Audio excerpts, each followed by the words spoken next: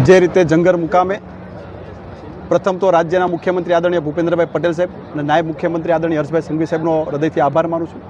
કે અમારી વિધાનસભાની અંદર જે રીતની સરકારના સહયોગથી પીજીવીસીએલ વિભાગના સહયોગથી અને ગીર ગંગાને સાથે રાખી અમરેલી કુકાવાવ જે મારી વિધાનસભા છે એ અનુસંધાને કુકાવાવ વિસ્તારની અંદર 45 જેટલા તળાવનું આજે અમે ખાતમુહૂર્ત કર્યું છે। આજે 45 જેટલા ઇટાસી દરેક ગામના પાદરે જશે અને આજથી જ એમને કામગીરીની શરૂઆત કરવામાં આવશે।